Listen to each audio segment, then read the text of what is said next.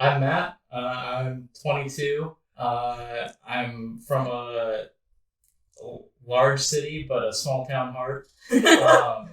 Sucking on chili dogs. This is... I'm Kenzie. I'm 21, so apparently we're the same age now. And I'm here for wine. I'm Sam. I'm 22. I'm from God's country, Washington. I'm Vance, 23 going on 30. A media luminary. Truly, it's an honor for you guys to be here. I'm Sophia. I'm from Spokane, and I'm 22. And Spokane is the godless country. It can be. The godforsaken. This is amazing. Amazing. The real star of the show. She's gonna have the hard-hitting percentage. Put her on the ground. Hey, come here. Let's pick you up. You don't know me. This is fun. So, we've all been to college at some point in our life. Sam, I think you're the only one here that hasn't gone to Eastern. Yeah. You went to... I went to SFCC for 1 year, never finished my AA. Good small town boy. Yeah. Doing well for yourself. Yeah. I had to live pot. It's great. Doing great, guys. Legal drug deal. Yeah. Vance, you went to Eastern for 4 years? 3 years? 3 You went years. to Western University. Yep. Went to Western my freshman year. Finished out my degree at Eastern. So I'm an Eastern alumni. What did you get your degree in? Communications and PR. The emails are relentless. Well, I don't want to give you more money. Give us more. Sophia? And I'm in my senior year at Eastern, and I'm a TCOM major. So Okay, nice. Kenzie? This is my last quarter at Eastern in English Lit Studies. You got expressed into your senior year. Yes, I should be just starting my senior year instead of finishing it. Yeah, you went to NAU right out of high school? Right out of high school, went to NAU, which is Northern Arizona University. Nice. You're a very quiet person. Oh, I'm sorry. Never yelled at me. I've gone to Eastern 4 years and a quarter. I failed an econ class like my sophomore year, and that bumped me down to not graduating until a quarter after I should have graduated. I'd like to thank my econ professor for being probably the worst professor I ever had. was that just a kicker? Yeah. Wow. Yeah, I retook that class with a different professor, and I got a 98% out of it. God damn. Yeah. Wow. So I was like, yeah, that was totally me. That made me fail that class. Show up every day, and she's like talking about her family and shit. Anyway, Well, it sounds to me like you actually applied yourself the second time. yeah. I'd show up at 8 a.m. Or micro econ and be like, fuck, talking about your kids again. Or shit. Time to take my other nap. Should we name drop her? Just like, go down Yes, this work. I don't remember her name at all. That's probably for a good reason. Probably because I Blocked it out. PTSD. Yeah, exactly. It's just like middle school. Okay. Overall, truthful feelings. How did everyone like their college experience? And Sam, you could lead us off since... I personally did not enjoy my college experience at all. The only classes I really found to be enjoyable were the ones that were not related to school whatsoever. Things like film class, the photography unit out there, and just things around the filmmaking industry I found really enjoyable. But I found it harder and harder to convince myself to go to a math or an English class day after day, to the point where I just dropped out of college and found a job. I found that would be a better use of my time. Yeah, and you're doing pretty well. You pay for yourself. You support yourself. Yeah. Don't need a degree to do that. Yeah, I'm mostly here to be the antagonist opinion, I think, about college. I think we're all gonna end up doing that.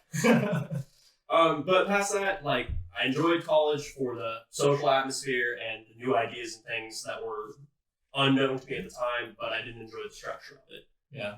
So is it just like the Gecker general requirement classes where those just like you go sit down there and you were bored of being lectured? Yeah, it felt like high school with more work behind it, Right. with less reward. So for that reason, You're actually paying for this one. yeah, exactly. Vance? Yeah. Since I've graduated, I got the college experience out of my system at Western. Living in the dorms, partying thing. And after that, I kind of realized that that's like really what college is about for a lot of people. And after I transferred to Eastern, I had a terrible experience with the Eastern advising office. Flat out lied to me and got me to come to their college, and then didn't have the program that they told me they had. So that was a great introduction to my What program? I remember that. audio engineering. Oh Yeah, yeah. I called the advising office and asked about audio engineering. They said, sure thing. Our RTV department has that. So I transferred, and the RTV department looked at me like I'd grown 2 heads. So not a great start to my Eastern experience. I also lived in Spokane and commuted out to Eastern, so that made it really hard to be invested in any extracurriculars whatsoever. Life this is. Yeah. Commuting every day. Oh, it's 45 minutes of commute one way. Yeah. Like, you chance your life every time you take that fucking highway out there. yeah. And it's like you can take the buses if you want to add 30 minutes on your day, but you're gonna end up missing work or being late to work or. It's either that or live in the shithole that is Cheney. Yeah. You go out there, it's like, we got grocery stores. There's a really good hardware store in case you need hardware. The 3 bars, they're all right next to each other. Yeah. We got 4 lakes. We don't know what to do with them. Yeah, I mean, like all in all, it was just after a while, it felt like I was just going to say that I did it, and I got my piece of paper that I can wave in front of people and go, "Look, I listened. I got a secondary education. I have a degree." So what are you doing with it now? Absolutely nothing. I mean, that's a bit of an overstatement. I use some of the skills I learned from communication for some of the work I do, but like specifically in a PR position or anything, I'm not using it. Not using it. It's just That's what you graduated with PR. yeah, communications with an emphasis in PR. Yeah. Yeah, I mean, you're a big time man now. This mic's no stranger to you. Yeah, that's yeah. Daytime host of Alt 96.1. The new alternative. Yeah. I mean, the radio thing's been cool, and I get to do what I've been doing for 24 years, and it's just spew complete bullshit out of my mouth. You do a whole like Florida man segment. It seems like whenever I hear you on the radio, you're like, Florida man's at it again. Yeah. I love my Florida man segments. I try to slide one in every day. Sophia? So, I have never enjoyed Eastern. I did running start there, and I didn't make a single friend out there for the 2 years. And then I took 2 years off, and I enjoyed my 2 years off, but then I'm like, okay, I need to do something that will allow me to like not have to be a server for the rest of my life. And so I went back to Eastern, and I would say I had a better experience when I went back. But I just learned about like all the resources that we have, like how you can go to like the Cheney Rockwood Clinic and like get seen if you need to. Yeah. And I didn't even know that they had like, there was like counseling services that you could go to at Eastern. And like, I didn't know we had a community garden until I did my internship. And it's just like, I feel like that's not just me. And from how like what everybody else says, it seems like everybody is just not invested in like in Eastern, because it's just like you commute out there, you go to class, you go back, you go to work, you know, it's not like you're wanting to create any sort of real community. Or mommy and daddy pay for it, and you're in a sorority and a frat. Exactly. That's the 2 options. Yeah, that's exactly what I've seen, because I have people who I've met who like they don't even get jobs during the summer. They're just like, yeah, I'm just here because I need to get a degree, and it's like. Now, granted, like there are good kids in frats out there that they're not just in those to party. I've met them. Yeah. I've interacted with them, but it's definitely a culture out there. Yeah. But there's the couple out there, the few, and there are certain fraternities and sororities that Business frats and things Yeah. like that. Yeah. and like they go out and help the community and stuff. Mhm. But definitely there's kids in those programs that are there to piss away money and time. 100%. No, and I think that fraternities are a great opportunity for families to network, and like a lot of the kids that come out of fraternities get a job somewhere because of that fraternity. Yeah. Like they say, I'm like Alpha Gamma Phi, and then the manager of that company is like, no way, I was Alpha Gamma Phi, and then like was you. yeah, and So if I might ask a simple man question, is that what the true purpose of fraternities and sororities are? Because as someone who's never really been in the college lifestyle, all I've ever seen is them portrayed like through Animal House and such. And it seems to me that they serve only to exist as party dens for the most part. But obviously that's a lot of pop culture that's been fed through there too. Definitely, and I think the pop culture also influenced how they operate too. Like things like Animal House and Blue Mountain State. mm-hmm. Oh, okay. They influence the culture in those programs. Mm-hmm. That's definitely like, well, we should be partying all the time because that's what we're supposed to be doing. Mm-hmm. But they're there traditionally so that like it's like a networking group for after college, basically, right? Or just a community for while you're at college. Yeah. I mean, it's like But how do you make friends? It definitely gets you places Mhm. if you're in the right programs. Mm-hmm. Yeah, and like depending on the school you go to, also kind of depends on like how the students view the purpose of the sororities. Yeah, because fraternities, too. I was gonna say I know that there are certain colleges that have the reputation of being just a party college. Yeah.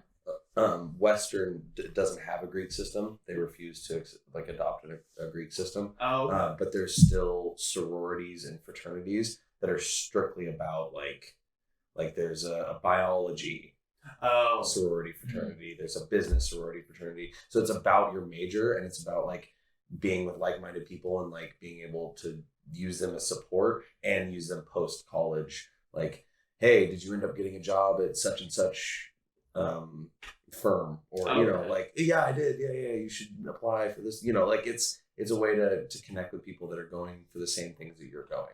So 10 years after you've gone out of a like class system, or I don't know, for the Greek system, I Greek guess. system, yeah. It's pretty much just like you grow your LinkedIn while you're in college, and then 10 years later, when you're still looking at your LinkedIn, you're like, I watched that dude do coke off a bathroom counter. I wonder how he's doing now. Yeah, I get you. And that's it too. That's it too. You have the like almost, I don't want to call it blackmail, but you have like you've seen the intimate parts of these people, and it kind of creates that like blood bond of like, I know the real you, so you're gonna help me get this job, and you're gonna So it sounds like it started out with very noble intentions, but 5 minutes afterwards became corrupted pretty quickly. Have you ever seen History of the World Part 1? Yeah. It's like the beginning when all the like early humanoids get up and then they're like rising and standing and they all just start jerking off. Yeah, okay. Yeah. That makes Like, sense. that's their first instinct. Okay, so Sophia, we interrupted you with the whole Greek system, but you were talking about your time at Eastern.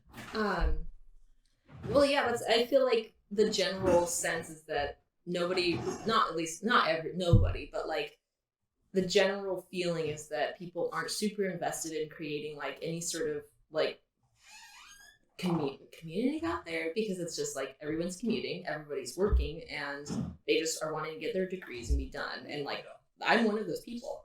And like, because of that, I don't know about anything really that goes on campus. Yeah, you walk through campus one day, it's like, we have a fucking camel, and that's all you know about what's going on. Exactly. Yeah. Exactly. Yeah. And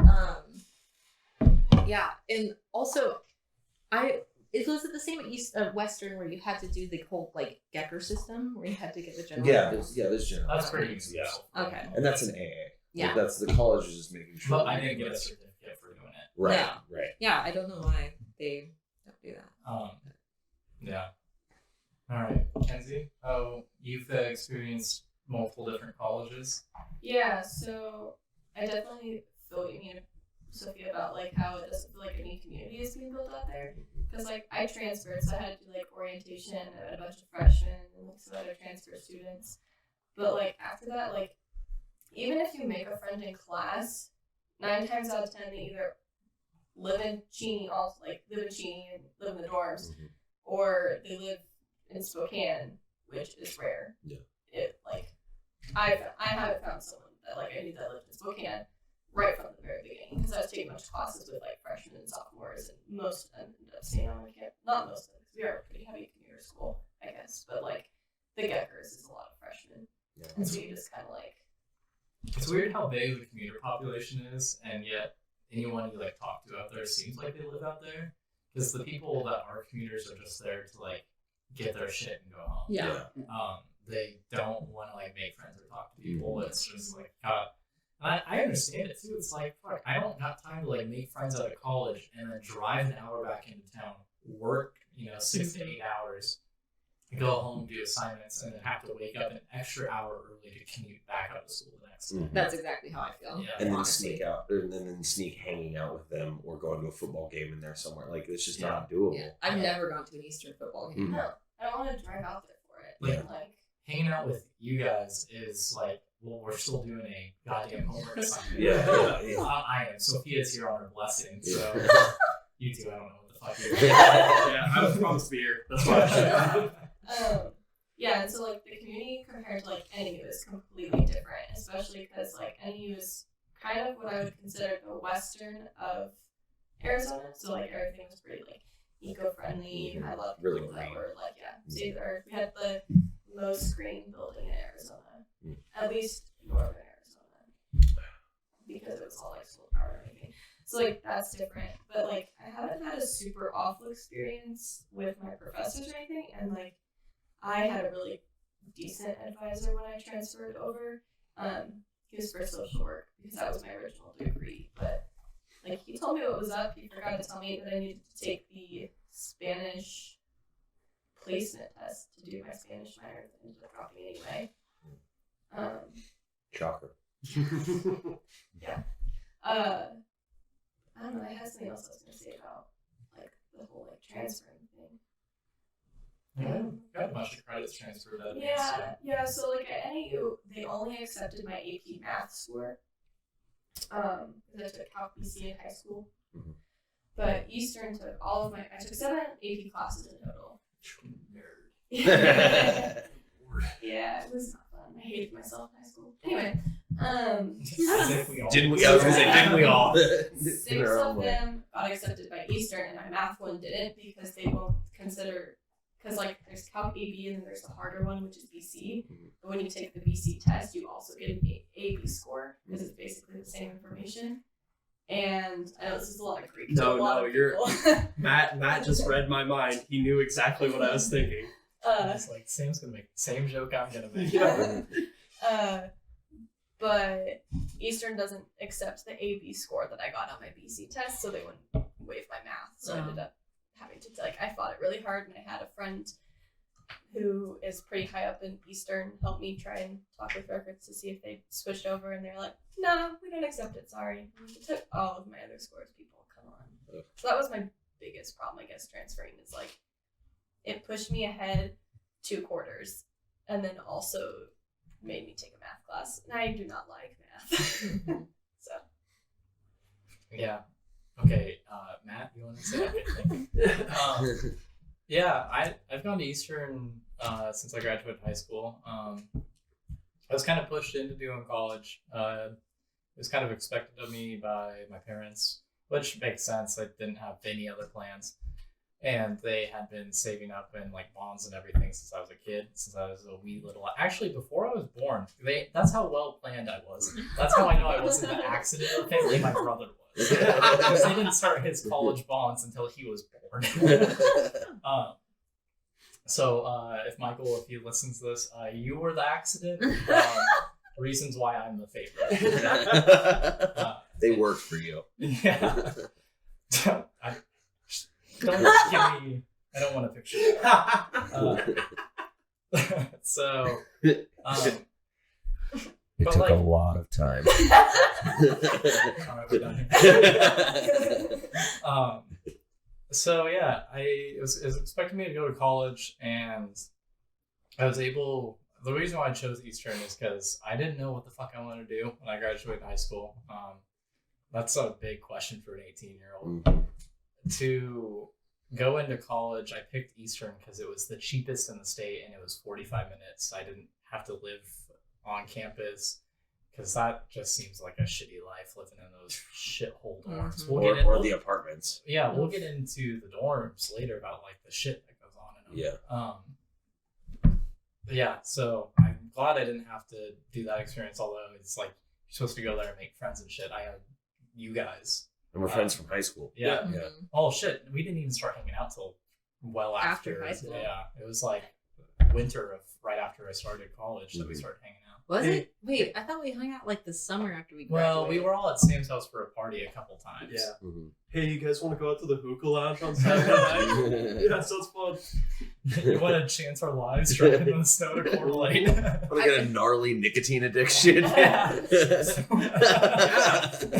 side note, I brought my dad and stepmom there because my stepmom's Ethiopian and she likes hookah Mhm. and Wait, are you Ethiopian? I'm half by marriage. Just in case you couldn't tell. And I didn't get ID'd because she has seen me there so many times, and they ID'd my dad. I'm like, and I'm just like, cool. I don't know why they didn't ID me. That's strange. No shit, I hadn't been out there in like a year and a half. And I went out there with Zach, me, and Jake, and she didn't ID me or Jake when we went out there. She remembered. And I was like, how?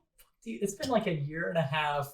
I have a different haircut. That changes everything. What was her name? Stephanie. Stephanie, yeah. It's still Stephanie I'll out there. always remember Stephanie. Yeah. Because We all will. I would love to go to the hookah lounge again, but it might be the other dude, and I don't feel like listening to early 2000s butt rock for the whole night. Oh, Cal. Yeah, God. Just we'll tell him to throw on Vance. Cal, if you're listening, this is Hot 96.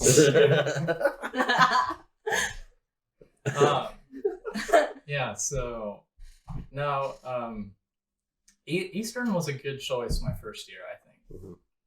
And I won't knock it for that. For small town boy, homegrown roots.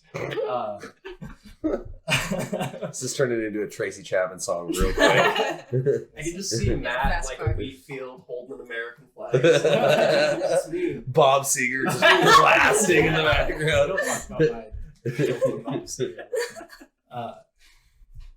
Yeah, but since then, I it's weird saying you feel like you've outgrown a school. Mhm. After my first year, it was like, I'll stay here because I've kind of decided I want to do education. I started going to the education department, and that's a whole nother fucking story in itself. Of just like they were right in the middle of shifting how their program was organized, and I was caught in the middle of that. So, and like you go in there, and it's like, here's how we learn about standardized testing, how to teach towards that. Well, fuck, I'm going to be their English teacher. I want to teach critical thinking. Mhm. That's my main goal, and you're trying to teach me how to pass these state tests so you can get more funded. Yeah.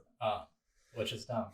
So Capitalism in our education yeah, system. so I dropped my ed major about a year and a half ago. Part of my major, but I'd already taken enough English classes. So I was like, oh, I like the program. I'll stay with English. And it took a year off of me graduating. Mhm. Like I can get an entire master's in that year it would take me to get my ed. Yeah. Jesus. Why would I do that? Yeah.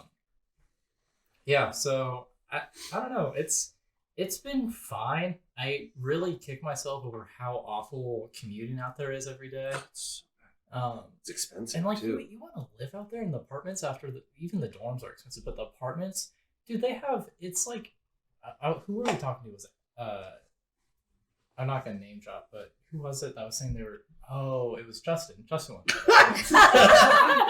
Not gonna name drop. Well, Justin. if it was someone from a different class, but Justin's in our class. Okay. Justin was saying how he paid like something like $75 a month for a garbage out there in his apartment. That's Wow. outrageous. You were there for that. Oh right? my Yeah, God. I don't think it was that high, but it was definitely more than you should be paying for garbage. Yeah. Well, and you know that the college owns the land that most of the apartment complexes are built on. They're making money off of renting those out. Like, Oh, Eagle Point? Mhm. I didn't look it up.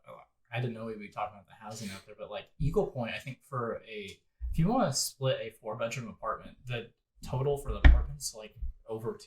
Mm-hmm. You want to do Oh my you God. want to do a studio out there? It's like $1,200. Did I tell you guys that I looked at the apartments at the schoolhouse lofts out there? Mhm. And like, so you could choose a bedroom without a window for I think it was $400, and then if you wanted the window, it was an extra $100. And it's like, God. and so I'm like walking up. Prison. Yeah. I was walking up, like Pay going to check this place out. There's Yeah. like in people's rooms, there was like vodka bottles lined up along the window and stuff, and I'm just like, yeah, I don't want to fucking live here. Yeah. That's a no-go. Yeah. I mean, that's just. That's not as bad as I was thinking. I was gonna say that's ridiculous. Like $1,200 for a studio. Like, Well, No, right here. So right now they have a 2-bedroom that's available, but it's 2-bed, 1-bath for $809. But like that's your like base rent. That's not including. Utilities. I was gonna say that already is $25 more a month than I spend living up on 57th and Regal. With all of our utilities and stuff here for a 2-bed, 2-bath, this is a pretty big apartment. Mhm. Yeah. Like this living area is humongous. It's like 1,100 square feet. It's 1,045 Yeah. total. So 1,100. it's about, Yeah. she has autism, so she remembers that type of stuff. Yeah. This, Rain Woman. I guess I should be like more. I guess I shouldn't say that. I'm submitting for this. Nice. Yeah, nice. Maybe we'll just bleep that. Yeah. um, She has. yeah, Ism. yeah, the 2-bed, 1-bath is 844 square feet. Wow. Wow. That's What? small. That's Yeah, small. that's tiny. That's about the same size as being a studio. Yeah, Yeah. we pay about $1 per square foot. Actually, a little bit less. Less than $1 per square foot in this house, and then it's cheaper than that, like with all of our utilities and shit. And Cheney's in the fucking middle sorry. of nowhere. Have you ever looked at like Cheney on Craigslist, like apartments out in Cheney? Mhm. They look sketchy as hell. Oh, Yeah. I had a friend who lived in the ones right behind like Sinyamansu, the newer dorms for the URC. Mm-hmm. God, those things were shitholes. Mm-hmm. You would walk in there and it's like, hey, are we doing meth in the bathroom? Like, what the fuck's happening? Well, I mean, like, I was gonna say, and even past that, like, if it's that bad, you gotta think, like, what are you paying in heating in the winter? Because it's like, Cheney gets freaking cold out there. Yeah, it's Well, desert. and Yeah. I can't even imagine Cheney because when I lived in Medical Lake, and like same thing, kind of a smaller town, there's not much out there. Our electric bill for 2 people in a tiny ass house got almost up to $200 a month. Jesus. Oh Because my they're a God. small town, there's only one company, and they can charge you at the Whatever union because they you're want, the yeah. only company out there. Yeah. So I can't even imagine Cheney. That sounds awful. Yeah. I think ultimately, if I did it over again, I would do 2 years of community college Oh. and then go to Eastern and just finish out my last 2 years at Eastern. Yeah. If I knew when I started that I was going to end up in the English program, I definitely would have done 2 years at SCC Yeah. or SFCC. Have you guys ever been to the SFCC campus? Oh, really Yeah, nice. It's so nice and Yeah. everybody's so friendly. It's Yeah. like you would make friends like right away, and Yeah. everybody and like there's people. It feels like people give a shit about Mhm. being there, Yeah. and it's like That's where I did my year of college at, was Really? SFCC. Okay. And the coolest thing for me was I could go into my film classes 20 minutes before, and there would be people in there willing to just BS about film. Yeah. Like, nothing Wow. important. Mm. And it made it feel like, for me at least, it was like, I don't want to go to school for school, but I actually want to go to school for film because like I'm learning stuff, and the people that I'm bouncing ideas off of actually give me a critique, and so does my professor. But Yeah. it obviously didn't keep me there. Yeah. It's still recording. Anyway, so one of the main topics I wanted to get into today is what we're talking about Eastern is the huge budget cuts coming this way for Eastern. This last June, we started off the school year with a $3.6 million budget cut. And I often ask myself why. And then perfect timing just for when I was having you guys over. I think it was KXLY did an article about how Eastern this upcoming June is going to have another $3.5 million budget cut. That's over $7 million that's been cut in the last 2 years. And they're increasing our tuition. Mhm. I mean, rightfully so, if they're getting these big of budget cuts. So I did some quick maths on it. I know we're English majors, but I did math on it. And so this in 2018, Eastern had 10,548 undergraduates enrolled. Last year, that dropped to 10,264 students. So they lost 200. 284 fewer students in just 1 year. That's big, but like it's not with 10,000 students. That's not huge. That's less than 2%. Yeah. it's nothing. Yeah. And It's like 1.8%. it's like, oh well, people like when I graduated high school, I was the biggest class in the high school because our parents just had more babies that year. We were like 100 kids bigger than any other class in high school. It was cold during the ice storm. It was very cold. Stay warm. Cuffing season. God. And so I did some math. In-state tuition for Eastern this year with raised prices. I don't know what it was for 2018. I was too lazy to do that effort of research. It was tuition in-state for a year is $7,461. Pretty cheap for an in-state tuition at a public university. Yeah. Now, 284 students not coming back times the $7,461 in tuition only adds up to $2,118,924. So that is a $1.5 million difference in the budget cut versus how much tuition is lost. It's huge. $1.5 million is huge. And that's not even adding on the upcoming budget cut, correct? No. Because we haven't got the numbers for how fewer undergrads are enrolled this year. And so if there's even fewer, but I would assume there's fewer because there's... So... Do you think some of the math on that is they include like students living in college dorms, students buying campus food? Like that's 284 less rooms they're filling out. Out of state tuition is something like $24,000 too. Okay. Versus it's almost 3 times more than what in-state tuition is. Yeah. I I don't feel like we have a lot of out of state. No, I don't think I've met a lot of people from the west side, but I don't think I've met a lot of people out of state. Yeah. I've met a lot of people from the west side too. And I tried doing the research. Like I got a lot of those stats besides my quick math. Thank you. Thank you. English major does math. Thank you. It's very rare. Is it a full moon tonight? Mercury's in retro. That's right. It's a cold day in hell. No, like that's a lot of money, and a lot of the students I meet are from Washington, whether Spokane or the West Side. Yeah. Yakima is a big one. That's what they say. I usually say Yakima or Yakima. Yeah. It's Yakima. Yakima. Yeah. Yakima.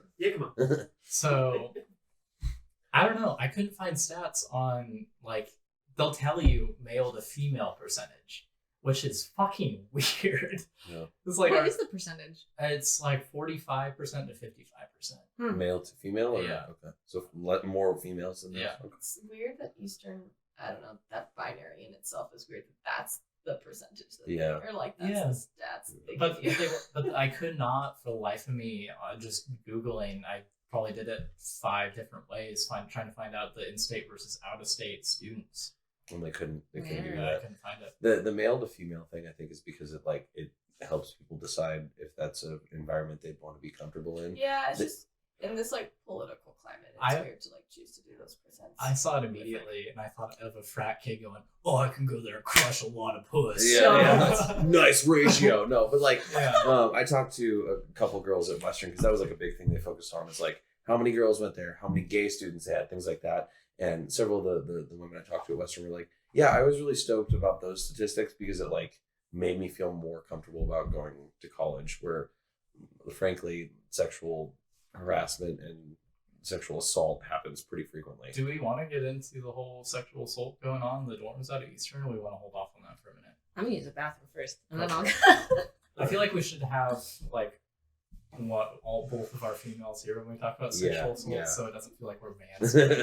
Things that spreading as wide as I can. Tell you what I know. My whole thing with like the how many percentage women, how many percentage male is it just forces your student population to pick when not a lot of students, but some students are like they don't identify with a specific gender. And so I feel like they would probably exclude those from the ratio. Yeah, like it's people that are like it's comfortable just weird. I know that. it's just like weird to like I understand girls wanting to go to campus and seeing like, oh, there's a heavy women population, like that makes me feel safe. But if that's the only statistic that you're giving is male versus female, Right. then I think that's. So there was also like how many people are employed within like 3 years of graduating or something. That makes sense too. Yeah. I mean, that's the year. That was like, well, I think that was all the statistics showed. I don't think there was really anything more than that. All they're trying to do is sell you on the college. It's Yeah. not a statistic for like good stats purposes. It's literally like, come here because of these reasons. Yeah, Yeah. definitely. Yeah, it's the college is there to make money. Yeah, and it's a business. they especially like a public university, they rely not only on the tuition but like state funding too. Yeah. That's why they're allowed to be so fucking cheap. Because if the state had no funding in it, we'd be paying out the year for tuition, even in state. But you know, I'm not going to go fully Bernie Sanders in the podcast and be like, no, it should be free, even though it's like it should be. But like anyway, we don't have to talk about that. I mean, the easy solution, in my opinion, or my eyes, is that I feel like Eastern doesn't do a good job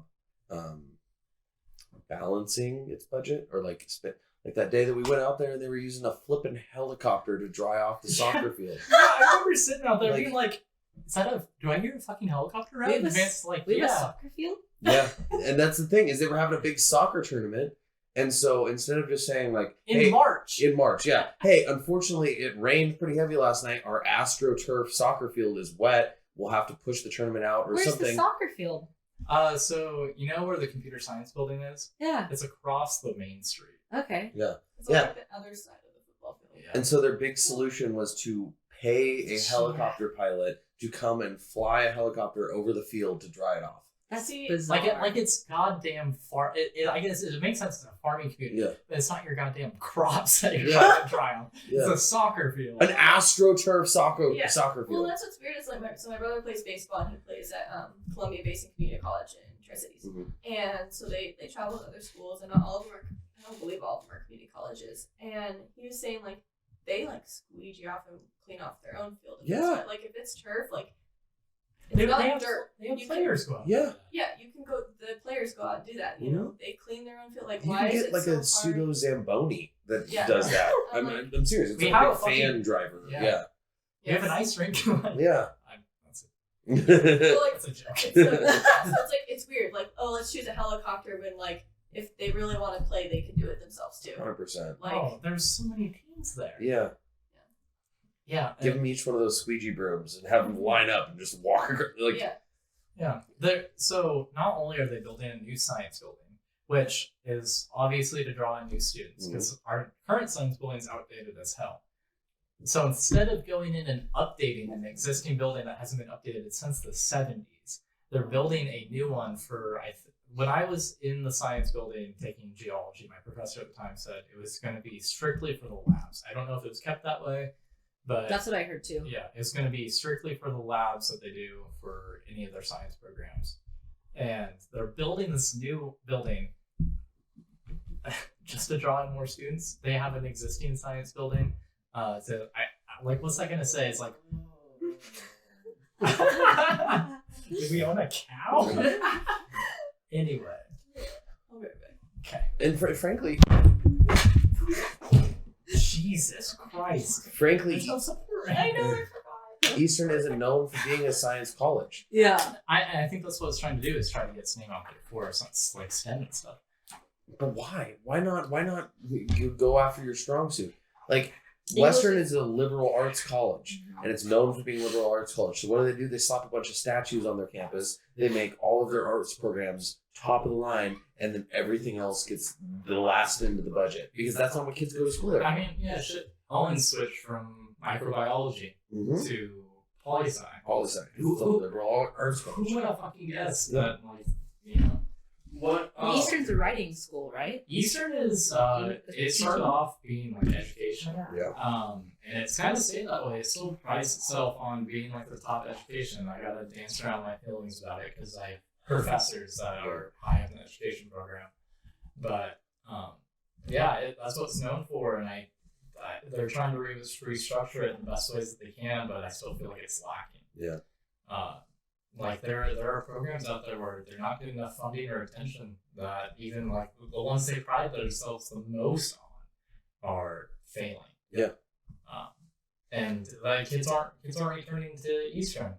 If we're getting those big of budget cuts from 500 students missing $7 million, that makes fucking sense. Yeah. So would you say this might be the death throes of a college just trying to go out and say, we got stuff. You should come here. We just got a new football field right before we started college.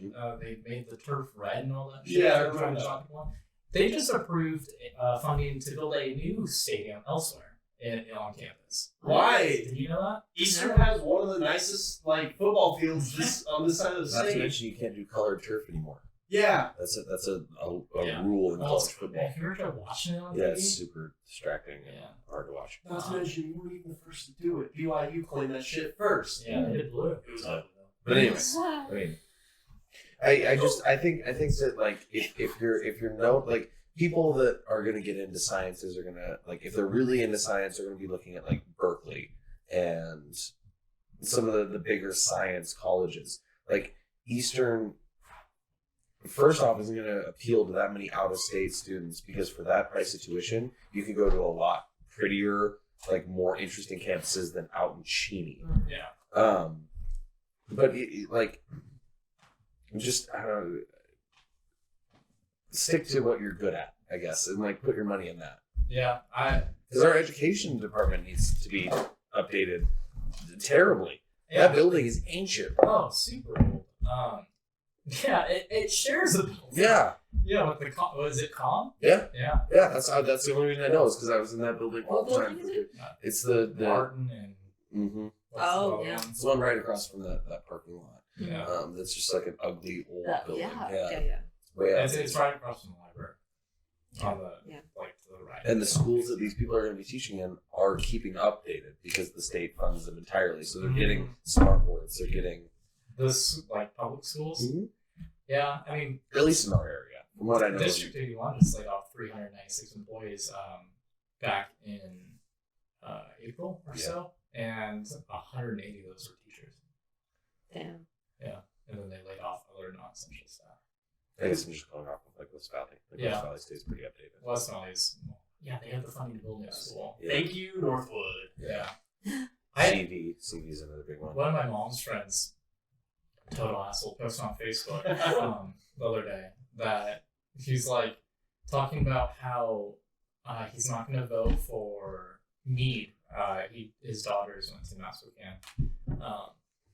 He's not going to vote for the increase in funding to Meade for his property tax to go up, which is like 0.01% or 0.1% increase in property tax, because he thinks that they're too greedy. Because they just got a raise in pay. Their minimum wage for a starting teacher just went up to $40,000. That's the starting pay for a teacher now. It was less. There was no minimum limit on it really before. My brother down in La Crosse, he was making like $32,000. Okay, that's fucking wild. That's nothing. It's pennies. That's dirt. Yeah. And La Crosse. That's $4,000 more than me working as a server. Yeah. And he went to fucking college. He paid for 5 years of college. Whew. Yeah. So, yeah. And so he's like, they're too greedy on like wanting to get more money. And it's just like, the public education system is so outdated. It's fucked. Dude, there are so many issues with it, and funding is the damn near the tippy top of it. And funding schools on property tax is just a fucked up way in general. That's goddamn racism right there. That's what it creates. Yeah. It's institutional racism basing it off property tax. Yeah. That's where that starts from. But I mean, like the irony in his statement is that's greed in itself. He wants to keep his 0.1% of property tax. Like, come on, dude. Yeah. You can't And claim. He's a state employee also. Yeah. Shocker. Yeah. So, but it's not only, like irony, it's also hypocrisy. Washington is a red state. Yeah. Holy shit. So yeah, he's a state employee, and they're constantly fighting to like try to get pay raises because they get them like once a decade, and they go this like 2.5% pay raise. they get cost of living and then like barely anything on top of it. Yeah. And he's like is mocking, trying to call out fellow state employees and shit. Somebody who probably makes close to 6 figures a year. Yeah. I don't know about that. I don't know how much he makes. Yeah. I couldn't say. He's probably the upper 50, if not around there. Yeah. But yeah, I don't know. How did we get so far off track? What were we talking about? The education program at Eastern. But, So where did that even start? well, we were talking about how they're spending so much money on the. they're trying to increase their programs that are not good out there. Mm-hmm. They're trying to increase funding and get more attention to those, but they're not paying attention to the programs that are actually doing well, Yeah. and they're letting those die. Like our English program. What are you looking at? Oh, I was trying to figure out how much I paid for our state tuition at NAU. Oh, okay. Yeah, our English program is doing really well. All the students in there are super smart. Most of them leave. Most of them go out and find jobs. If not, they're just going. That's the thing, is they co-teach with the education program. So English is needed for the education program, yet it also feels like it's going to be dying here soon if it's not already dying. Yeah. I don't know. It blows my mind that we're getting decreasing in funding as money is losing value and all sorts of stuff. I don't. 500 less students come, and so you're gonna pull money from a university. That doesn't make sense. No, I don't understand it. Yeah. So, yeah, I obviously have some issues with it if that's not made clear. But, Yeah. I don't know. Why would a new professor want to come teach at Eastern if they do a little bit of research and see that their job, if they come teach first year, will be on the line if therere's less students that are coming? Yep. And they have no They can't fill out the influence. class. They can't. Yeah. They have no influence on that. It's Eastern's administration and public relations that I guess are in charge of promoting themselves. And where that funding goes, I don't see it. I don't see it in my program. Well, they're not going to cut the big money makers. Yeah. Eastern's football makes them a shitload of money. So you bet your sweet buns that $22 million are going towards a new stadium. Yep. Weird. We don't even need a new one though. Well, yeah, we do. We gotta get better football players, and then some more people watch. Dude, that guy just went down and played for the Los Angeles Rams a couple years ago. Yep. Los Angeles has a team now? What? 2 of them. Oh my god. Yeah. Yeah, I don't. And the argument's always made is well, the sports funding is kept separate from the education funding. And it's okay, but that's $22 million that could be utilized at the school. So, I don't know. Yeah. I have a lot of problems with the sports departments of a lot of college universities. But... Oh, dude, the amount of times in my general requirements classes that they just they show up, take the easy sports classes, and the professors fill out forms, and they're there for 4 classes the whole quarter. Yep. And they pass them. It's Yep. they're, I don't know. Yeah, because the colleges, the coaches will call the professors and be like, "We need this kid to play because he's going to win us this game." At what point, it's not like chattel slavery, but at what point is it slavery that those kids are just being utilized for money making mules for a university and they're not getting paid? I don't know if I would use the word slavery, because I think a lot of those kids are hoping for the same thing. A lot of those kids get into college ball because they hope to go on to something greater. Definitely. So they know they're being used just as much as they're using the system. They're like, I'm just going to college strictly so I can get picked up by a headhunter to be on an NFL team or an NBA team. Yeah. And that happens. That doesn't happen very often, though. I was gonna say, but I think the reverse is true too. My middle brother, he went to MSU, another Big Sky college, same conference, and he went there not wanting to go to the NFL at all, but wanting, hey, I just want to get a good education and I don't want to play football, so I'll use that to pay for it. And he couldn't make it very far before people were telling him, maybe you should start sticking to lower end classes just so you can keep playing, rather than really being like, oh, you want to be an athlete and an academic? We'll push you into harder classes.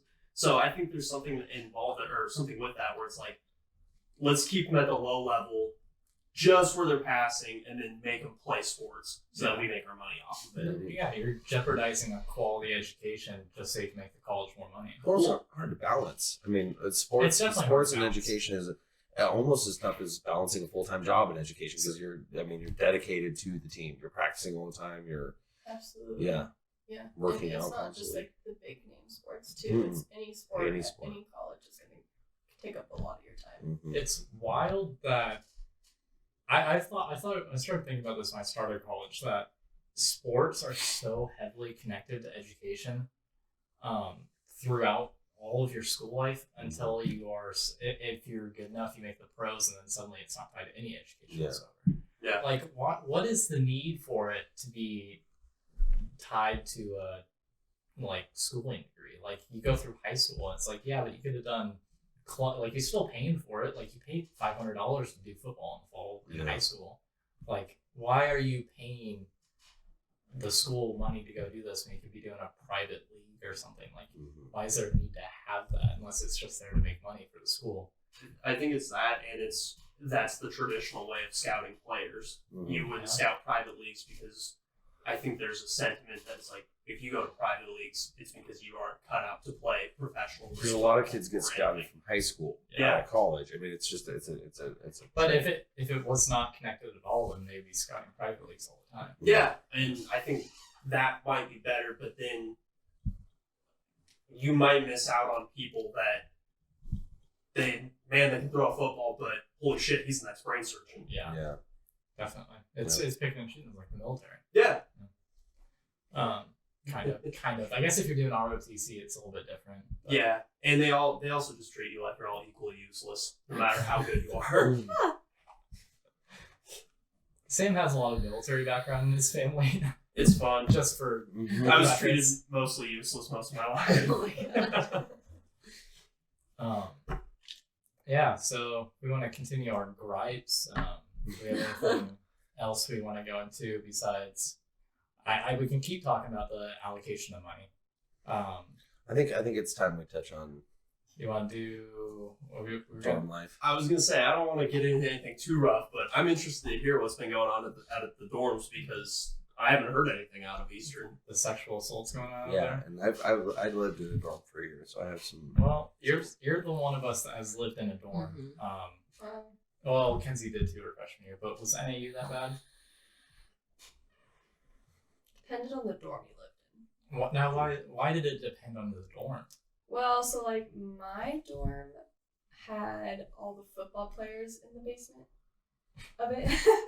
So We just keep them chained up down there until they're ready to Like, play. They're not slaves. my dorm was right next to the so my dorm was like way off of like the main strip of campus. I was not next to like any of the popular stuff, like food wise or anything. Any of the classes, there's like one, maybe two buildings that actually taught classes near my dorm. The rest you had to walk.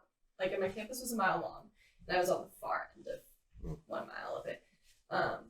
So we had all of the football players. That was the dorm that they stayed in because it was right by the stadium where they practiced and everything. So like depending on how close you were to that floor depended on like how much you partied in our dorm specifically, and just kind of your relationships with those type of people changed because like it was a co-ed dorm, but like that floor was all men, and then my floor was all women. But then 2 and 3 was mixed. So like one wing would be women, and then one wing would be men. The other one would be women, and then men, and then women, and then men. Because it was like it peered out like.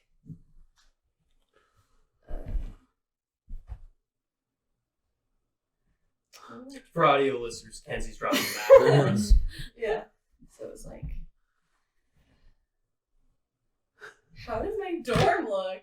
Anyway, so there was like, it was weird. You would get lost. Almost It was like an a X, circle in the middle, like, and then yeah. it was kind of like an X. Yeah. So you had like A, B, C, and D. Okay. But it wasn't an X. I don't. I know what you're I trying to say. can't try to draw it because it was What, weird. was it almost like 2 diamonds and then a circle in the middle? It was more like It's a really good map. I'm just confused by the part that says, "Here there be dragons." What does that mean? You know what? I'm just gonna look it up. All right. But yeah. So like, That's just a penis. but then like there was our like big honcho dorm that was like multiple stories high. Like mine was Hey, Matt. 4. Will Yeah. you grab me a rainier? So you need, and one for Vance too. Anyway, so that dorm was like the party dorm. That's where any like sexual assaults happened. That was 9 times out of 10. Whatever you got. So like it really, and then there was like we had one dorm that was like LGBTQ plus friendly. Mhm. So like that was a pretty safe dorm, comparatively to some other ones. You had the honors dorm, so it was all honors students. They had suites, and so like the atmospheres are different in all the dorms. 100%. So it really depended on where you lived on campus. It's time to interrupt the podcast for a word from our sponsors. This podcast brought to you by Rainier. Out here, it's Rainier. We're good Washington boys and girls here. You can Now tell. we're gonna get a copyright. We couldn't say the motto. Okay, so Get that crisp. that's Yeah. what our dorm was like. Oh, okay, that makes sense. Oh. Yeah. Yeah. It's like a How do radioactive we symbol. just, yes. For the audio listeners, it looks like a radioactive. For the audio listeners, Yeah. But yeah. That's so, the sound of refreshment. The like center of it was where like there was a computer lab in one, and the other one was just like a study room, and then a computer lab, and then the 4th floor. That's where the first floor, which was technically in the basement, Mhm. what didn't have all the wings. It only had some. So like there's the football wing, and then it was missing wing because that's where like the laundry rooms were. Right. So yeah, it was weird. It's like the closer you were to the bottom, and if you were closer to the football wing, was like your experience was different than if you were like top floor furthest away from the football players. it's kind of how the freshman dorm sounded in WSU really, a little bit. Anyway, I also lived in a co-ed dorm, but it was by floor, so it was like girl, boy, so on, all the way up to the 9th floor. But what was weird about our dorm, we were one of the few dorms on the campus. There was only 3 dorms that were co-ed. And everybody that got into that dorm, unbeknownst to me, because I just picked that dorm because it was in a good location on campus, it like knew what they were getting into, and like that was kind of wanted. And then the dorm did a pretty good job, if I can say that. That's a bad way to put it, but did a good job of like facilitating that. Like there was a lot of like mixers and like dorm events that were about like you could meet your potential partner here, like it was about like, we know we're co-ed and we know that you guys are hooking up, let's like facilitate that a little bit, and maybe make it more like finding your partner. I was gonna say, like, classic American parents recoil in horror. No, my kid's going to college to do that. Yeah. I can't believe it. but it's also exactly what I expect from them. Yeah. And then I mean like the I guess the nice thing about Western is because it's such a hyper liberal college, there's a lot of respect that goes on there. I mean, it's a clothing optional campus, which is wild. What? Yeah, it's a completely clothing optional campus. You can show up to class naked. You just have to let your professor know. And then if a student in the class like says, "Hey, this makes me uncomfortable. I prefer not to sit next to a naked person." Has anybody ever come to class naked there? Yeah. Oh, yeah. I used to like people would suntan outside my dorm fully naked. There was a whole week about like the desexualization of breasts, and at the end of the week, this girl Well, gave. what if I like breasts? Yeah. Like, What if I don't want to desexualize them? But like, I mean, it was like all over. Like our campus newspaper was published with like the whole front cover was just a bunch of students, female students, lined up with their tops off. Their heads were cut off, like you couldn't see their faces, but it was just like their boobs on the front cover of the school newspaper. And then at the end of that week, one of the students gave a campus-wide speech, like anybody was welcome. She gave a speech about the sexualization of breasts, completely topless. Like she gave her whole speech topless. Wow. that's So awesome. yeah, there was a lot of respect as far as like I make jokes, but like that's cool that she can do that. Yeah. And, Well, and like, still be listening. and the whole that was the whole point is like at the end she started like asking the females in the audience like critical thinking questions, like things like, when I said this during the speech, what did you think? And then she asked that to men, and a lot of the men were like, I didn't catch that part, or she was like, exactly, because you were so distracted by the fact that I'm topless. And she's like, and I'm making a point, like, I don't mean to make you feel bad, because like obviously this is bizarre, even if you're not sexualizing me, like it's weird that I'm up here with my boobs out. But she's like, that's the point I'm trying to make, is like it's become such a focal point and so distracting. I'm getting way off topic. But well, I mean, you get, like, yeah, off topic, but like you can think United States censorship. Yeah. There was a lot of weird, interesting movements through that year. Like we had a group of girls that cut just the nipples out of their shirts, so it wouldn't show their boob, but you could see just a nipple. And the whole point was like, why is this the part that like it's okay if everything is uncovered except the nipple? Like, why is that the part that's weird? But when I'm wearing a shirt and you just see my nipple, it's not a big deal. A lot of interesting stuff. But all I can think is, God, that would get cold. God, that would get cold after a while. yeah. You're just constantly able to cut diamonds. Yeah, I was gonna say, like, I appreciate the sentiment, don't get me wrong, but it's just like, at what point do you choose your political position over just like, fuck, it's 32 degrees out here, I'm sick of this shit. I mean, I take it that's probably part of the point, though. Yeah, there was a lot of, like, there was girls that did nipple pasties. Yeah. So they wore pasties, but the pasties were a nipple. And like, yeah, interesting stuff like that. But the really kind of, I don't know what the word I'm looking for is, an interesting part about a co-ed dorm is that because that's kind of the expectation, and everybody realizes like, we're in a co-ed dorm, there's going to be a lot of sex that goes on. A lot of claims of like he was too forceful, or like he kind of pushed his way into my room. We did things when we were intoxicated that I wish we wouldn't have done. Like a lot of those claims. That's what we're gonna get. Kind of go unrecognized, simply because they're like, you knew what you were getting into. Like, you chose this dorm, and it's boy girl. There's no curfew. There's no nothing. Well, like what if you don't choose that dorm though? You know, like what if that's like what you did, where you just tossed yourself into it, and suddenly you're like, you put yourself at risk being victim of, like, you don't put yourself there, the college puts you there, right? Being a at-risk victim of rape, if that's like, just saying that's expected, is like not a good excuse. No. And luckily there was that shit happened when we were freshmen. Like I would go hang out with up in one of my friends that went to Eastern with us freshman year. She lived in the dorms. I can never remember them, but they're up the street from the URC. the beer cans. No, they're not the beer cans. They're up the other way towards like Sinyamansu. Oh, Past yeah, that, yeah. there's like 2 or 3 of them. Mm-hmm. They usually put like exchange students in them and stuff. That shit happened in that place where there were claims of like he was too forceful, or we were fucked up in my dorm room, and like one thing happened to another, and I didn't really want to, but like it happened. That shit happened on the nightly up there. Yeah. So. And I hate to call those rape claims. Like I hate to put the word rape with that, because I think that takes the value out of the word rape. I think it's sexual, at least sexual assault. Sexual assault, absolutely. But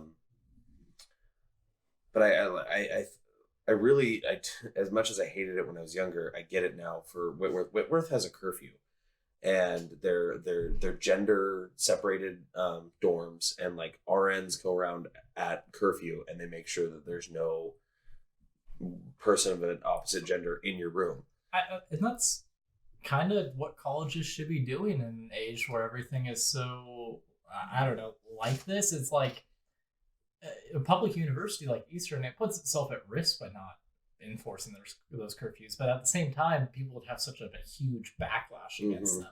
But like, what do they do is like Eastern, we're right now sitting down and talking recorded. We're getting ready to go into sexual assault at Eastern.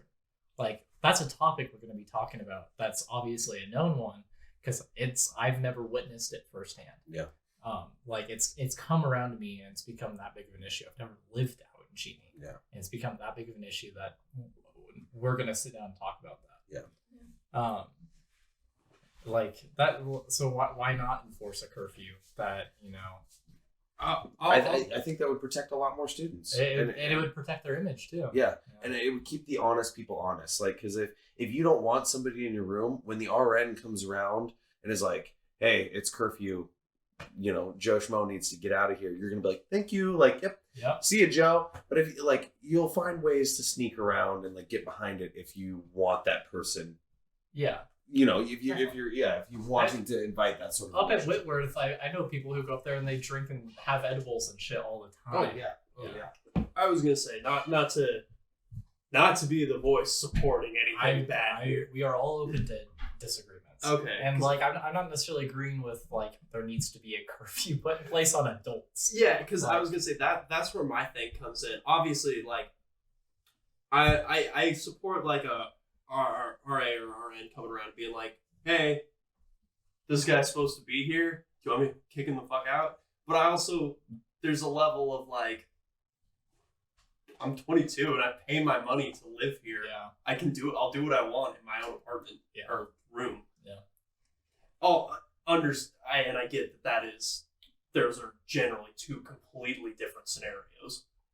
Yeah, but you know, a place like Eastern, you ask the RNs and stuff to do that, but you were talking to someone, because I heard this story from Kenzie, that she was talking to someone that was a like floor advisor, whatever you want to call those, out at Eastern, and they weren't getting their paychecks. What? Yeah, so like, why would they go around and do their job at all if they're not getting paid? Yeah, there was a period of time where the RAs out at Eastern, their paychecks weren't coming in on time, and so like they were working, but they weren't getting paid at all for it or anything. So Speaking as the sibling of two unnamed Gonzaga security, or as the brother of two unnamed Gonzaga security guys, I know for a while there they didn't get their paychecks during the summer, so their thought was, obviously if there's an actual crime going on, I'm going to respond to it, but if some kid's locked out of his dorm, why should I deal with that at 2 a.m. when I'm not getting paid to deal with it? Yeah, I mean, why would you? Yeah, and I understand that. Like, that's, if you feel that it's your obligation because society tells you to, that's just buying into like fucking capitalism right there. That's you're doing a job unpaid because you think it's for the better of you. Like, and drunk kids locked out of his dorms, yeah, you should do it because you have the keys to go do it, and like ethically you should, but you're also still supposed to be getting paid for it. Yeah. And I know that there's also a lot of sentiment from said security guards of like, a drunk kid got locked out of his dorm. Probably teach him not to get locked out of his dorm again. Yeah, definitely.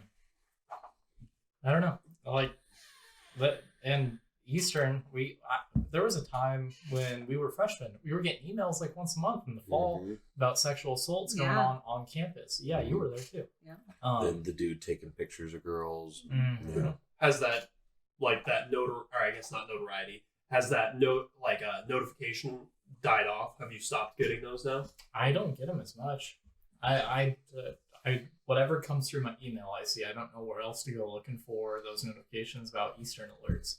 I know there's an app you can download, but like, fuck, I'm almost graduated. I'm not going to download an app for 3 months, create an account to just figure out like what rapes are going on, because I don't live out in Eastern. I can't.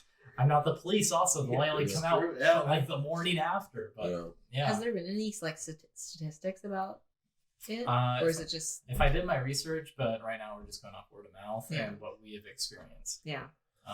I doubt you can find anything on the EWU website. Oh God, I think that should be forced. I think that should be like forced on the website of like the amount of like the worst across like all the colleges. Across any college. Yeah, it like, should be on their EDU website. Yeah, I agree, because that is when you're looking at a college, you want to know, is this a safe place to go? You know, what are the demographics? What are, And talking to a couple students for a class I TA'd last quarter, or I think it was just one girl, saying that she didn't feel safe because she was black. Like, I can't imagine. This is why I waited till both the women were back. But like, I couldn't imagine feeling comfortable walking across campus, living out there at night. Yeah. Like a dude, you can cut through like a sketchy ass park with your headphones in and your hood on, like you're like cruising. Like more than 9 times out of 10, you're not going to get fucked with just walking through any shady area. Well, because no one knows if it's like, is that the guy who might fuck with Yeah. me. Yeah. So I'm not gonna mess with him. Yeah, I definitely feel a lot safer. I felt a lot safer at NAU than I did Eastern, and NAU is a bigger campus. Really? Why is that? Well, so NAU had we had a bus system that went through our campus that was outside of City Bus. So City Bus had 2 bus stops in our campus that went from like basically Walmart and main Flagstaff to downtown Flagstaff. But then NAU itself had its own bus system that worked during the school day just to pack kids around campus because it was a mile long. It would take you a little bit to walk from one end to the other when your classes start, 10 minutes apart. And granted, Eastern's not big enough to have a bus system. No, absolutely not. But at night, the students would volunteer to train how to be a bus driver, and we had our I don't remember what it was called now, but it was our nighttime bus route, and it was a little bit alternated. It went through the main apartments, it went through the campus, and it went through downtown where all the bars are. And you could take that bus to get from one end of campus. Like I usually took it to get to like the pool or to get to like the rec center to work out. But like you could hop on that bus and it would take you anywhere safely. Yeah. They had buckets on there that you could throw up in if you were drunk. Like it was a pretty like open like Hey. they didn't really give a Yeah. shit. They were just trying to keep you safe, And so I'm not laughing at Kenzie's subject. Maisy's paw went down Sophia's shirt. Genetically, you're holding a wolf right now. Anyway, continue going. so like I felt a lot safer because I knew that like if I needed to walk from like my dorm, which was a mile to the edge of campus, which was then like half a mile to downtown, I could take the bus and get downtown safely without having to deal with any people. Yeah. So that Gross was people. But like I don't know, I never felt unsafe there for that reason. I never felt unsafe waiting by the bus stops because they were all super well lit. Yeah. The buses came semi regularly through. So yeah, I just never really had a problem with it, and I would go to the pool at like 10 o'clock at night. So and going downtown. I felt safer heading downtown and leaving downtown. I didn't feel like, if I'm watched, because the bus driver asks each individual person where they're going. Yeah. I didn't ever feel like if anyone followed me that I would be in any problem. This is a hot take and a bold statement. I'm just kind of going off of what I've gathered, my feelings. The big problem that I've seen with Eastern is truly and fundamentally like the rape culture there, which is to say that there's a lot of community that will back you up if claims come out, both on the male and female side. Like there's a lot of the community out there that like they're out there to party and have sex. And so if there's something that comes out against you where it's like, I was raped, the first people to come out are not people that are like, she was raped and we need to get to the bottom of this. It's people going, they were drinking. It was, we were having fun. She's fine. Like the Greek system is guilty of that. Yeah. Yeah. They'll have shit happen against their own members, and they'll be like, "Yeah, but you were drinking." Like, why would you? They victim blame. Yeah. Well, even like if your frat brother did something, they're like, "Oh, there's no way he would." Like, he's in a fraternity. Like, we don't do that. Yeah. So, because like I've had a friend with that type of experience out on Eastern, and it's not fun for her, and luckily the Eastern police is really nice, and I can vouch for that. Like, Eastern police are some of the nicest officers I've met. Yeah. It's the most. I think the police department out there is probably one of the most progressive parts of the campus. Yeah. Why are you on the table? No, I witnessed it happen in front of my eyes by both sexes. I was at a concert and there was this guy who was dancing and he like kept checking out this one girl, and his buddy, I assume fraternity, was like, just go dance on her, man. Like, just walk up and start grinding up behind her. And and I was like, that's not at all what they want. Like, that's not how you treat women. And then what really blew my mind is I watched that unfold. So the guy's like, okay, and he walks over and he starts dancing on the girl. And then the girl's friends are pushing her onto him. Like, this is what you want. This is like wanted attention. And so it just creates this like mentality of like, this is how you meet people. This is how you approach people. Instead of just walking up and being like, great show. Like, Yeah. Bullshit. Like normal people. No, you get your junk as close as you can to their, yeah. Well, Vance, it's so hard to go, hey, really great show we're having here tonight, right? Yeah, maybe just don't fucking talk to Yeah. him. Like maybe the concert is not the place to meet that person. Exactly. After the show's over, walk up and be like, "Wow, great show, huh?" Like, God. Absolutely. And it upset me so much because I was like really hoping that he would go over and try this, and obviously he didn't want to begin with.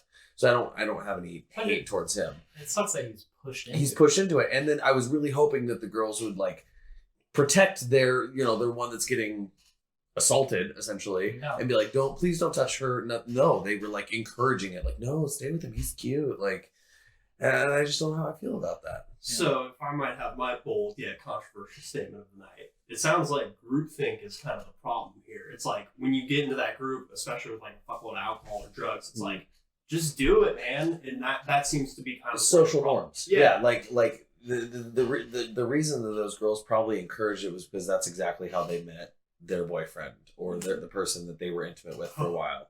And like whether they liked it or not, that's how they ended up meeting their person. And then you just create this mentality of like, oh, that's how this works. God, what happened to the days of just going on the internet and being like, hey, Does the same type of shit happen in the dorms? Of just like, there's a lot of drinking and shit that goes on in there, and like kind of it's just like a group culture of like nasty shit happens and no one talks about it because it's just kind of the norm for the group. 100%. Yeah, I think so, for sure. Yeah, and I think there's some level of pressure to like have that intimacy. Like hooking up is like kind of a badge you wear of honor, especially in a dorm. Is like, As a young adult, there's so much culture there of just like counting how many condoms you go through. mm-hmm. That's weird that's like expected of a male, like in the society of just like, you get bragging rights, I guess. Mm-hmm. I don't know, man. or you get made fun of you by Jake. No, listen, he's in.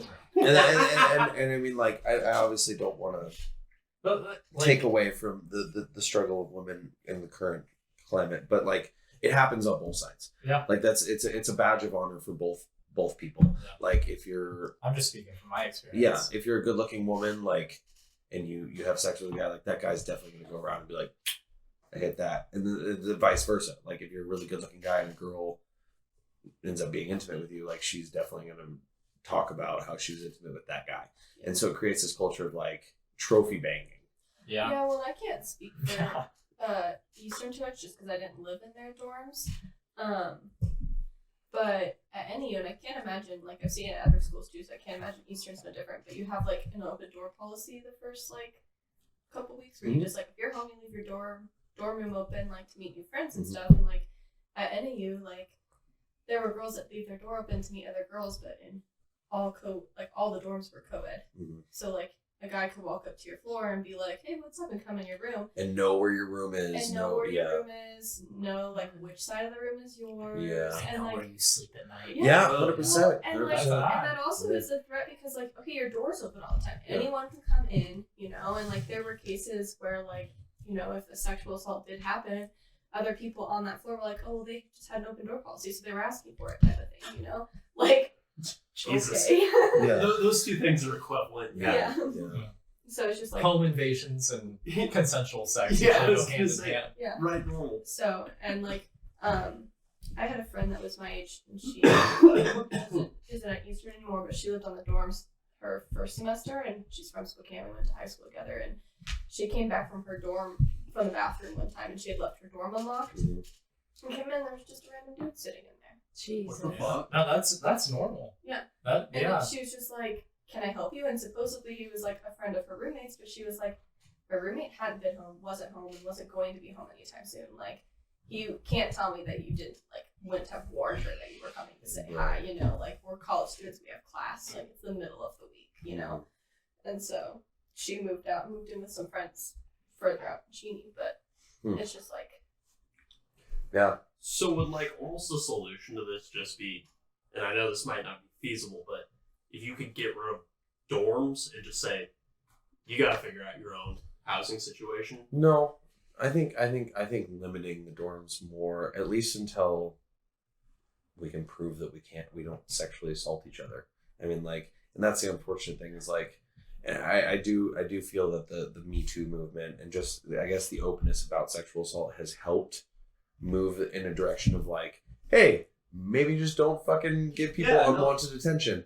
But I still think like until we can really prove as a whole that we understand the boundaries of sexual assault, you just gotta implement more rules. Like it's gotta be stricter. Yeah. Can I go one beyond this, maybe slightly off topic? Would you say that is ever going to happen? Because I would argue that's 10,000 years of human history right there. Like we're always mean to each other. I think not necessarily that sexual assault will cease to happen. I think that the people that do that will be so violently shunned by their peers that will take away from like we'll create a new cultural norm. Of like if you do that, you're the scourge of the earth. Like you're a terrible person for doing that. Okay. Instead of backing your buddy up who may have made an unwanted move on a woman, like cut him out, like shun him, make him feel alienated because what he did was not okay. Yeah. Okay. I think Jake just broke something in the bathroom. Anyway. Yeah, I definitely think that like taking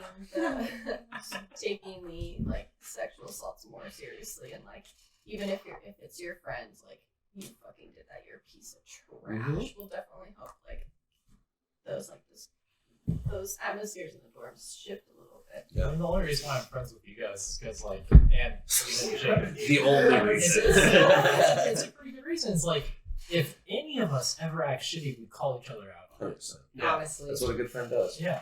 It's like you're not gonna stab your friends back because you know what they did is shitty in your brain. But you're gonna support them because you're your friend. No, like they're your friend. Like help them grow as a person. Yeah. Like I don't know. That's why we're all good buddies. Yeah. we're ruthless with each other. Yeah. Especially on Sophia. Yeah. We judge Sophia hard. Who is lactose intolerant in this day and age? God. Allergies don't exist if you're not a pussy. Exactly. just man up.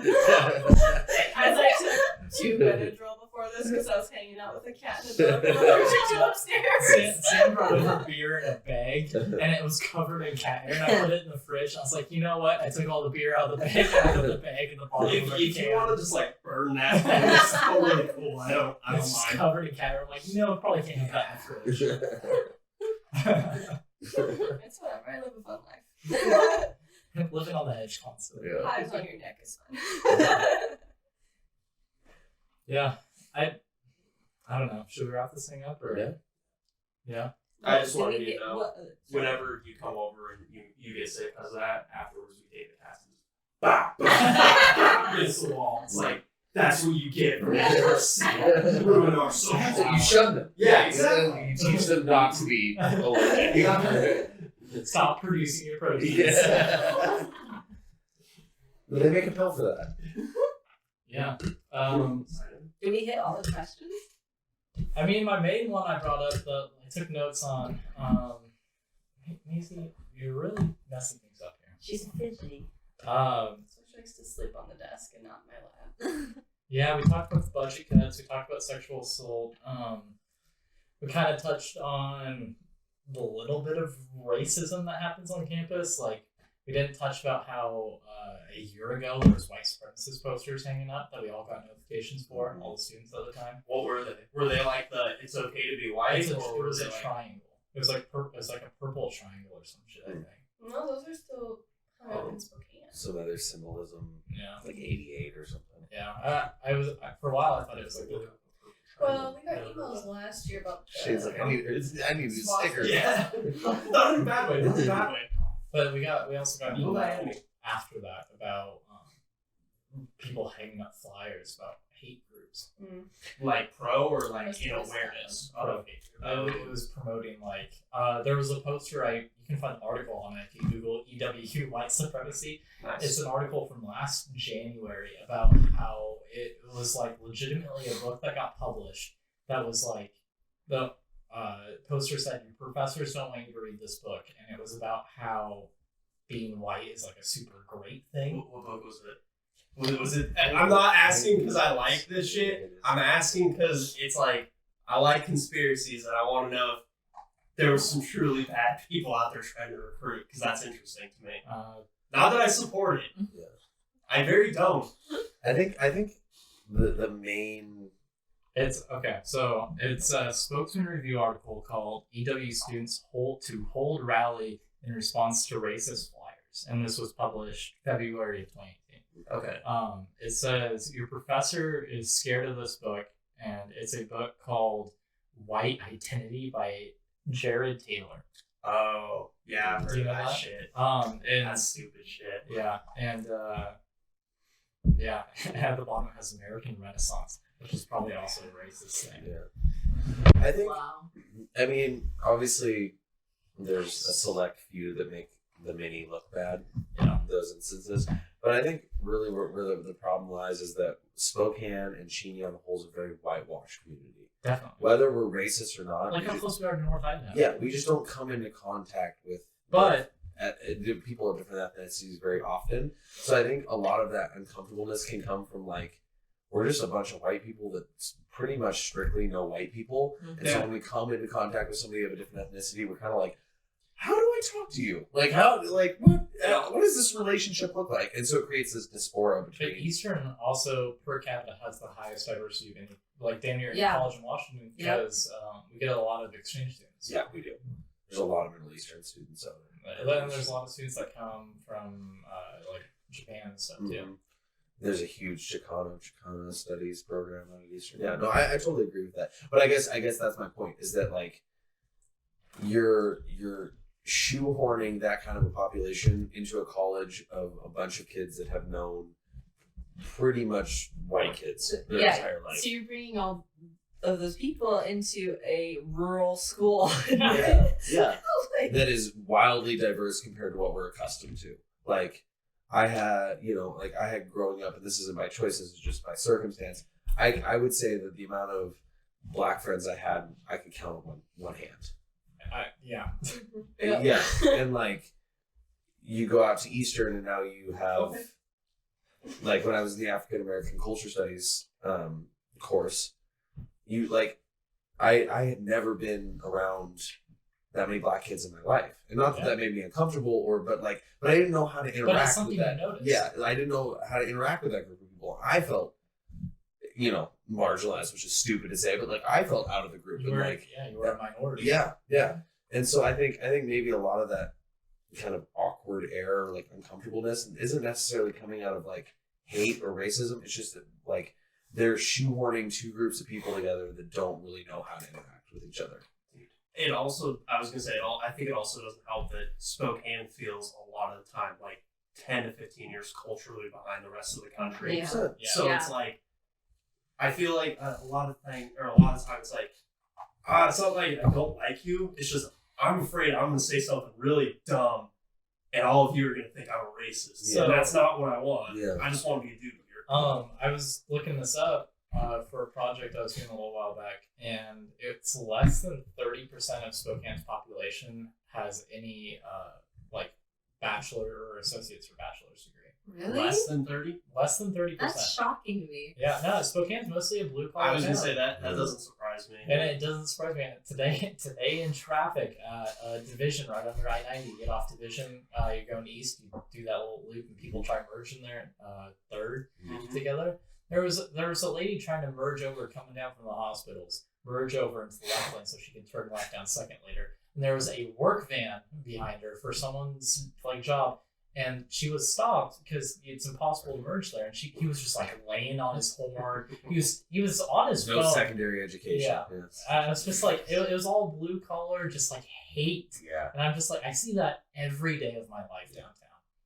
Of just like, People don't know how to drive downtown. well, but like people are just fucking. You can see it on the road. People are just fucking assholes here, and it's always people that are driving like big old fucking diesel. I cars. The rigs. I would have 100% disagreed with you. Yeah. I would 100% disagree with you. We are one of the nicest cities in the world. I can't tell you how many people I've talked to, especially working customer service. They're like, yeah, I just moved up here from Chicago or But how many people? Seattle. You or- also. I'm not saying like this is a bad thing, but like your target audience when you work customer service, you were at a pop shop. No, Best Buy. Oh, at Best I'm Buy. talking about Best Buy. Really? Yeah. I cannot tell you how many people I had tell me that they had just moved here, and it was like, everybody here is so incredibly nice, and I've already noticed it. I mean, the few weekends I've been spending in Seattle the last couple of weeks, like, people in Seattle are rude, and it's because they don't have time. Everybody there is in such a rush and like constantly running that they don't have time for your bullshit, and so they freak out all the time. I worked at a little mom and pop shop at the Pretty Slick during the summer, when I was in high school, and the West Siders were the most douchiest people I would get in there. It was like, we talk about like millennial sense of entitlement. It was like 40 to 60-year-olds coming in and just like treating the 15-year-old stock employee in the back like shit, or the like regular that lives up in North Idaho making minimum wage to like rent her house on the lake. Yeah. She works there year round, just like absolute dog shit. Well, and it's because if you come from I'm so sorry. No, you're good. If you come from a big city, like, why should you give a shit? Yeah. You're never going to see that person again. You're in a population of tons of people. They're going to forget you 10 minutes after you've had that interaction. So I would disagree with you. I would say that we are actually a very nice city, but I get what you're saying about like that, like blue collar, like it's frustration. Yeah. It's class frustration of like, I am busting my ass 5 days a week and I am scraping by. Like, me and my family are in a house and we have cars, you know, like yeah. So I get what you're saying. No, I agree with what you say too. Like, I work customer service, and I see even more customer service from like my fellow coworkers, and we get some assholes in there for sure. Yeah. People who are pissed and are having just you caught them on the wrong day. Yeah. And I work in a service where it's, you're in there because you have to be, not because you want to be. Yeah. And that causes some people to be assholes, and they just want to get their shit and get out. Yeah. And I definitely see more nice people than I see mean people. Yeah. But the mean people, it's so hard to outweigh that. Yeah. The people that come out that are just douchebags, it makes that job so hard to do, because like, you talk to all these nice people and like, I guess you take it for granted. Mm-hmm. Like I see it every day, but it's one car a day, that's driving like a douchebag because he's in a bad mood. Yeah. And it's always a fucking work van. Like one of those just white, doesn't have a logo down the side of it, but has like tools and shit on the top. But. And I think that speaks for itself, because that's the reason that sticks out to you so much is because it's out of the norm. Yeah. Like the reason that the news focuses on such bad shit, why when something bad happens to us during our day, even if it's one like 2-minute part of our day, that ruins the rest of our day. Even if our day is filled with a bunch of like good, happy moments, is because that elicits more of an emotional response, so it sticks in your brain. Yeah. Well, and it's a biological reaction too, because if you're just having good times all the time, you're not going to be alert and focused as much as when something bad happens. It puts you into that like, I need to analyze the situation and figure out what's going on. Yeah. It's I agree. It's really easy to be content all the time and not notice it, and then suddenly something bad happens, and it's really easy to slip into being in a bad mood for barely any reason. Yeah. And so I think looping that back around to the race topic that we were on, like the posters being posted in Eastern's campus, that could be 1 or 2 people out of the entire campus that are preaching that message, but because that's such a loud, in-your-face message, it gets noticed. Yeah. The people on our campus that are of a different ethnicity or part of the diversity community, like, they interact with one white person that is shitty to them or treats them differently because of their ethnicity, that puts a bad taste in their mouth for everybody. I mean, a group of white people talking about, yeah. Like, I understand what that's like, but yeah. Yeah, no, I get what you're saying. Like, shit flows both ways, and I'm not gonna defend any sort of hate either direction. No, absolutely not. No, I'm not defending those. No, and I'm not saying you are, but like, I don't know. There's nothing you can really say without getting too touchy and sensitive. So, and I don't want to. This has no need. This media has no need to go there. So. Yeah. None of us have any expertise in that field. No. I'd be talking from secondhand experience on everything. That's not fair. So we come from a predominantly white community where we've never really had to deal with prejudice. We're all pretty much born and raised Spokane. You were born on the west side, but pretty much raised in Spokane. So I think that's the only like excuse or exclusion here.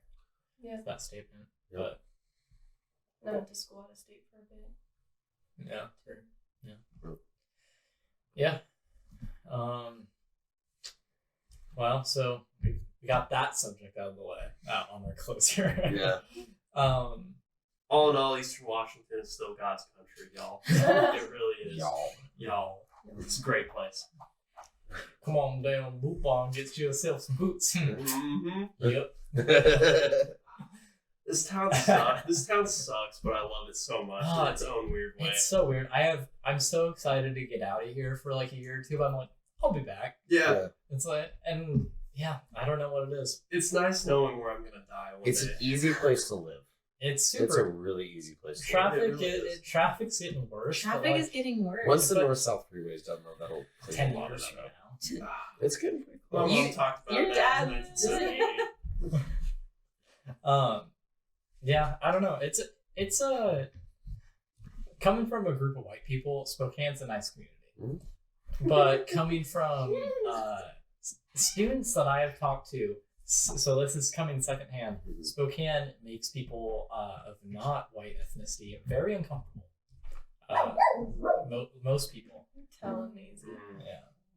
So I don't know. That's coming from a couple college students. I couldn't even tell you the name because I meet a lot of people out in Eastern, especially when you're like TA and everything. So, but Spokane seems to be a progressing town. Like our state representative race this last election was super close for a like really Republican part of the state. Closer than it's ever been for I'm the not- Democratic winning. I'm sorry, I'm not laughing at the votes or anything like that. Just personal signs I saw around Spokane in regards to that election. Yeah. The one that was at the base of our hill made me laugh quite a bit every day. What was it? It just said Lisa Brown farts like a trucker. It was just on somebody's side of their hill. It was a Lisa Brown sign, and then somebody had come along and spray painted. But Farts like a does trucker. not like say a whole bunch for the opposing Yes. audience. It does, and it also says a lot about our town. Yeah. That's what you would vote for somebody Yeah. on. Like, I don't like gassy people. Women shouldn't fart.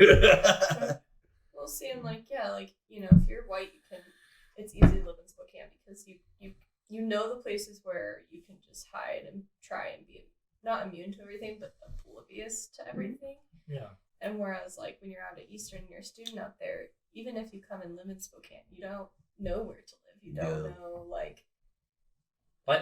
Lifelong residents of Spokane, everyone should avoid this area. And then Felony Flats up by the courthouse. Yep. And then Lower South Hill gets kind of a bad rep. It's like It used to be a lot worse. Yeah. Yeah. And then Hilliard gets a super bad rep. I Even love though Hilliard. I love Hilliard too. It's up and coming. Like it's improving. It's getting itself. super gentrified. I mean, I Yeah. will say that, like, so when I worked in the city pools, it's Hilliard, Mission Park. Shadle, Mission Park on Hamilton. Yeah. Or not Hamilton, it's on Mission, but off of Hamilton, like the downtown, like Gonzaga. And so, there's a couple other parks in our district too, in the Spokane pools. But Whitter, one of the years I lifeguarded, called the cops on kids more often than Hilliard, and that was a first in a really long time. So, like, Hilliard it's changing a little bit, at least the kids are, I think a lot of California families are moving in there because the housing is so freaking cheap. Mm-hmm. And so they come in, they pay cash for a house for $130,000, they renovate it and turn around and sell it. That was my next talk, was just like sections anyone can go to, like of any ethnicity, of any gender, sexual orientation. It's like Kendall Yards, Perry Street. Perry Street. Solid chunk of Sprague. Like a solid chunk of Sprague is Yeah, just like definitely. you can find any group of people ever. Except for the weirdly proud Hells Angels bar. Yeah, that's a bad part. I was thinking more down by like the love cost that part. I was thinking go ahead. Because it's up and because they're trying to super gentrify it, and right in the middle is a proud Yes. Hells Angels bar. Yes. And what's even better is the juxtaposition of the like foster care Yeah, place right next door. where it's like full of children Yeah, trying to get their Shares life like going. building space. Yeah. That's not a joke. The only thing I'll say is I have sat out there in front of there before, and watch people go in, you will not see a scary biker man go in. It is only people who look like Santa Claus and Grandpa. It is very covered in much, leather. yes. It's all leather. Leather Santa grandpas, Clauses, yes. yeah. And weirdly enough, Leather daddies. Liberty Lake makes me uncomfortable. Liberty And Lake makes me I think uncomfortable. that's a class thing. Yes, honestly. Yeah, it is. they're- It's classist. Anytime. Because like I went out there with Kenzie's friend who is half black, and her African would be the problem. Oh my god. quick cut. We'll fix it in post, guys. Anyway, yeah, I went out there to help her friend move. She made us cookies, thank you. Yeah, these are I've cookies. called Grayson African for most of our life. Well, and it's just I like have a- it's okay, he has a black friend. It's a black friend.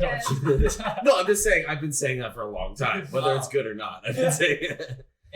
Does that make you a long time? Yeah, probably. First time listener, long time racist. So, yeah. See, if I cut that out, people are just gonna think you said the N-word. So yeah, I went out there with her to help her move a couch out of her mom's place, and because I was getting paid in alcohol. Right on. So I went out there and I was with her, and like I hadn't been out in Liberty Lake in probably like 5 years. Cause what does me making no money like constitute going out to Liberty Lake for? There's nothing out there. Yeah. And so just like driving through it's a suburb of Spokane is what it is. Mm-hmm. Just driving through there, it's just I felt like I didn't belong, and that was one of the first times Spokane born and raised where I didn't feel like I belonged somewhere. And it's a weird feeling for sure. See, and that's like I think the part of the reason why like students of color at Eastern have a hard time like getting out of campus in general is because like there are places in Spokane that feel like Liberty Lake that you would not really feel comfortable living in because like I think Kendall Yards could definitely feel like that. yeah, and like so like if they're not feeling safe out on campus because of their ethnicity, and then to come and try and find housing in Spokane and face the same problem, I would leave. I wouldn't re-enroll at Eastern. It's a lot of housing communities. I mean, the property is really cheap in Spokane, and so a lot of these big companies come in and build these giant housing communities, and that's the big problem. Is like that's the whole point of housing communities. You join a group of people that are like-minded, and you all vote on agreeing on how to keep your yard and how who's allowed in that community. Sounds like fascism in practice right there. I Sorry, thought you were disagreeing. Oh no, that was an edgy opinion all the way. I hate HOAs. Oh, definitely. Things Yeah, ever. me too. I will never live in a housing community. You don't get to tell me how I fucking plant my What color your house has to be? You don't get to tell me I don't get to have a 700-foot tall American flag. Yeah. Goddamn. I'm gonna stand in the front yard, dick out, smoking a joint. You can't say shit Hell about it. yes. I pay for that house.